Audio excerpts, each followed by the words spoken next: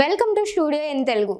అంబేద్కర్ కోనసీమ జిల్లాలో national highway 216 ఈ భూసేకరణ రద్దు చేయాలని కోరుతూ అమలాపురం కలెక్టరేట్ వద్ద కొత్తపేట మండలంలోని పలివేల కండ్రిగా అవిడి పప్పులవారిపాలెంకు చెందిన బాధితులు మహాధర్నా చేపట్టారు. ఈ సందర్భంగా వారు మీడియాతో మాట్లాడారు. National highway Amalapuram Ravulapalem to Amalapuram పడుతుందని ఈ మధ్య తెలిసిందండి. రీసెంట్గా 4-5 రోజుల క్రితం. ఇప్పుడు వరకు మా రైతులకు కానీ ఎవరికి తెలియపరచలేదు. దానివల్ల రైతులందరూ నష్టపోతున్నాం. రైతులవే కాదండి, అందులో కమర్షియల్ ల్యాండ్లు ఉన్నాయి, ఇండస్ట్రియల్ ల్యాండ్స్ ఉన్నాయి. ఆ ఇండస్ట్రియల్ ల్యాండ్స్, కమర్షియల్ ల్యాండ్స్ కలిపి ఈవేళ వెట్ ల్యాండ్ కింద అంటే తడి భూముల కింద నమోదు చేశారండి.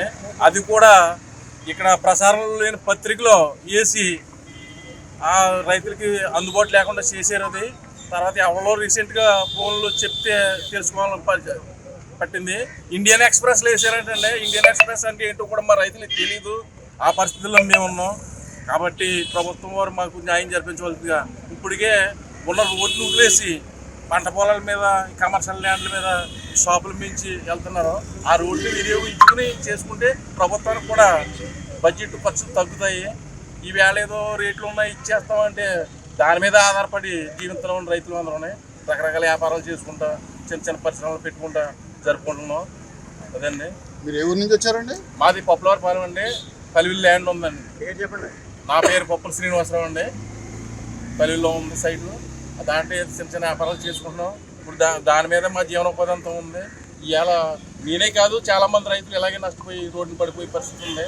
అంటే మమ్మల్ని ఒక్కళ్ళే రోడ్డు మీద ఆడేసి ఏదో డెవలప్ అంటే బాగోదు. రైతుల్ని కొంత చేసి రైతుల్ని, పరిశ్రమల్ని, ఈ చిన్న వ్యాపారస్తుల్ని గట్టెక్కించి అప్పుడు దేనికన్నా ఎవరికెళ్తే బాగుంటుంది. ఇంతవరకు ఎవరికీ కూడా మెసేజ్ లేదు, ఇన్ఫర్మేషన్ లేదు. ఏదో సర్వే చేసి వెళ్ళిపోయారంట. 2 సంవత్సరాల నుంచి చేసుకుపోతున్నారంట సర్వేలు. అవి ఎవరికి మాకు తెలియదండి, తెలియపరచలేదు కూడా. మరి ఇలాగా దౌర్భాగ్యం వెళ్ళిపోవడం ఉన్నది మాకు బాధే. మేము పిల్లమెట్లు బతుకుతున్నాం. మా జీవితాల మీద మేము ఆధారపడాలి. ఏం కావాలని కోరుకున్నారు సార్? ఏం కావాలంటే మేము ఇచ్చే పరిస్థితులు లేవండి, ల్యాండ్ ఇచ్చే పరిస్థితులు లేవు. ఇప్పుడు ఆల్రెడీ 50 అడుగులు పాత రోడ్డు ఉంది. ఆ రోడ్డుని కలుపుకుని 20 అడుగులు 30 అడుగులు పెంచుకుని చేసుకుంటే బాగుంటుందండి. మొత్తం మాకు ఏమి లేకుండా చేసి మాకు డెవలప్మెంట్ అండి. ఉన్నదంతా పీకేస్తున్నారు, డెవలప్ అంటున్నారు. ఇంక మాకు డెవలప్ ఏముంటుందండి? దాన్ని బట్టి ఇంకంత ప్రభుత్వం వారు నిర్ణయించుకుని మాకు ఏదైనా తగిన ప్రతిపాదన చేయవలసిందిగా కోరుతున్నాం. నమస్కారం సార్. మాది పల్లివేలు పీజీ కాలేజీ ప్రిన్సిపల్గా పనిచేస్తాను. నా పేరు డాక్టర్ పద్మనాభం అండి. ఇప్పుడు వీళ్ళు ఇచ్చిన అలైన్మెంట్ ఆల్రెడీ ఎగ్జిస్టింగ్ రోడ్లు కాకుండా కాలేజీ మధ్యగా బిల్డింగ్ తాకుంటూ అలా హైవే ప్రతిపాదన ఇచ్చారు. అసలు అలైన్మెంట్ ఎలా తీసుకున్నారో, ఎప్పుడు సర్వే చేశారో కూడా కాలేజీ ప్రభుత్వం కాలేజీ పీజీ కాలేజీ నడుపుతారో మాకు కూడా తెలియదు. అది ఎప్పుడు అలైన్మెంట్ తీసుకున్నారో కూడా తెలియదు. అది దీంట్లో అందుబాటులో ఉన్న అలైన్మెంట్ చూసిన దాని ప్రకారం అది ఏమైందంటే బిల్డింగ్ కాలేజీ తాకుతూ హైవే ప్రతిపాదన అయితే పక్కన రోడ్డు ఒక 150 అడుగులు ఖాళీ స్థలం ఉందంటే రోడ్డు ఎగ్జిస్టింగ్ రోడ్డును ఆనుకుని 150 అడుగులు లోపలికి వచ్చి బిల్డింగ్ వెనకాల నుంచి కాలేజీ మధ్యలో చేశారండి.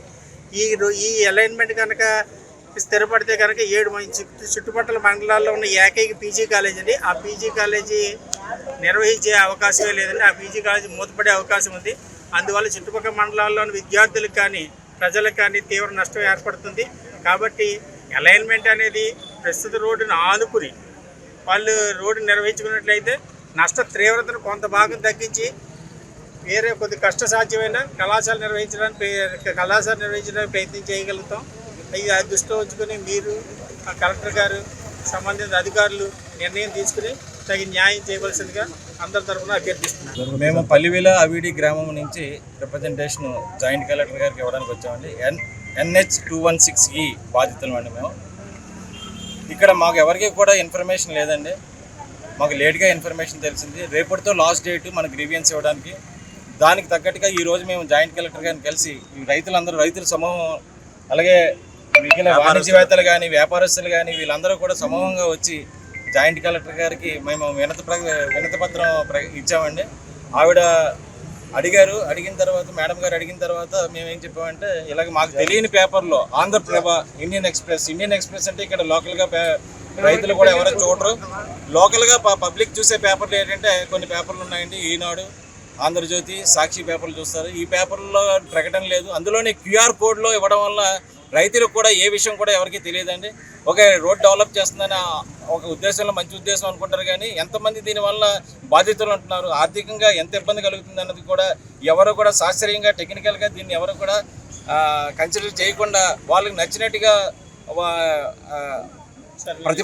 సర్వే చేసి ప్రతిపాదన చేశారండి. దీనివల్ల చాలా చాలా ఆర్థికంగా చాలామంది రైతులు కానీ వ్యాపారస్తులు కానీ ఎంతో దాన్ని నమ్ముకుని ఉన్న ప్రజలందరూ కూడా ఇబ్బంది పడుతున్నారు. అలాగే పీజీ కాలేజ్ మండలానికి ఉన్న ఒక ఏకైక పీజీ కాలేజ్ పల్లివేల్లో ఉన్నదండి. ఆ కాలేజీ మధ్యలో నుంచి కూడా రోడ్డు వేయడానికి ప్లాన్ చేశారండి. దానివల్ల చాలామంది విద్యార్థులు, విద్యావేత్తలు, ఉద్యోగం చేసే వాళ్ళు కూడా ఎంప్లాయ్మెంట్ చాలా లాస్ అవుతుంది. దాని దృష్టిలో కూడా పెట్టుకుని పీజీ కాలేజ్ కళాశాల దృష్టిలో, అలాగే వేద పాఠశాల మోడేకూరులో వేద పాఠశాలలో కూడా అది డ్యామేజ్ జరగడానికి ఉందండి. అలాగే చాలా ప్రభుత్వ శ్మశానాలు కానీ లేకపోతే ప్రైవేట్ దేవాలయాలు కూడా చాలా మటుకు లాస్ అవుతున్నాయండి. ఇవన్నీ కూడా వాళ్ళు కన్సిడర్ చేసి ప్రజలందరికీ న్యాయం చేస్తారని మేము అనుకుంటున్నాం. గ్రీన్ ఫీల్డ్ హైవే అని చెప్తున్నారు, కానీ ఉన్న గ్రీనరీని తీసుకొచ్చి దాన్ని బ్రౌన్ ఫీల్డ్ కింద మార్చేస్తున్నారు. గ్రీన్ ఫీల్డ్ హైవే అంటే ఏంటి? ఆల్రెడీ ఉన్న గ్రీన్ ఫీల్డ్ హైవే చేయడం అంటే నాకు అర్థం అవ్వట్లేదు. అంచేత దయచేసి ప్రభుత్వ పెద్దలందరూ కూడా దీన్ని ఆలోచన చేసి అందరికీ సమన్వయం చేయగలరని మేము అందరం భావిస్తున్నాం. ఆల్రెడీ ఎగ్జిస్టింగ్ రోడ్ 50 అడుగుల రోడ్డు పక్క నుంచి వెళ్ళడం వల్ల కూడా గవర్నమెంట్ మీద, ప్రభుత్వం మీద కూడా భారం తగ్గుతుంది, ప్రజలకు కూడా ఇబ్బంది లేకుండా ఉంటుంది. అలాగే ఇప్పుడున్న వాళ్ళ ప్లాన్ ప్రకారం చూస్తే 2 కాలువలు ఉన్నాయండి, పెద్ద కాలువ, చిన్న కాలువ. ఆ మధ్య 2 కాలువల నుంచి రోడ్డు వేయడం వల్ల రేపొద్దున రైతులు ఏదైనా పని చేసుకోవాలంటే హైవే దాటాలన్నా చాలా ఇబ్బందిగా ఉంటుంది వాళ్ళకి. సో ఇది కూడా దృష్టిలో పెట్టుకోవాలి. మాకు కాంపెన్సేషన్ కన్నా మాకు న్యాయం కన్నా జరగాలండి. గట్టిగా మా న్యాయం జరిగి అందరికీ కూడా సమన్యాయం జరగాలి. ఎవరికి కూడా అన్యాయం జరగకూడదు. అందరికీ కూడా లబ్ధి చేకూర్చేటట్లుగా ఉండాలి. విద్యార్థులు కానీ, పాఠశాలలు కానీ, పరిశ్రమలు కానీ ఎవరికి కూడా ఏ ఇబ్బంది జరగకుండా ఉండేటట్లు ఇళ్ల స్థలాలు దాన్ని నమ్ముకొని చాలామంది ఉంటారు. అది అమ్ముకొని ఏదో పెళ్లి చేసుకోవాలనుకుంటారు, లేకపోతే ఇంకోటి చేసుకోవాలనుకుంటారు. ఆ ఇళ్ల స్థలం పోయిందంటే రేపొద్దుట వాళ్ళు ఏ విధంగా సర్వైవ్ అవుతారు? ఓల్డేజ్ పీపుల్ ఉంటారండి, ఓల్డేజ్ పీపుల్ దాని మీద బతుకుతారు. అది కూడా కొద్దిగా ఇబ్బంది పడుతుంటారు. మీరు అందరూ ఆలోచించి, మీరు కూడా పత్రికా విలేకరులు అందరూ కూడా, జర్నలిస్టులు కూడా, వీళ్ళందరూ కూడా మీరందరూ మాకు సహకరించి దీని తరపున మీరు పోరాడతారని మేము కూడా మా విజ్ఞప్తి చేస్తున్నాం.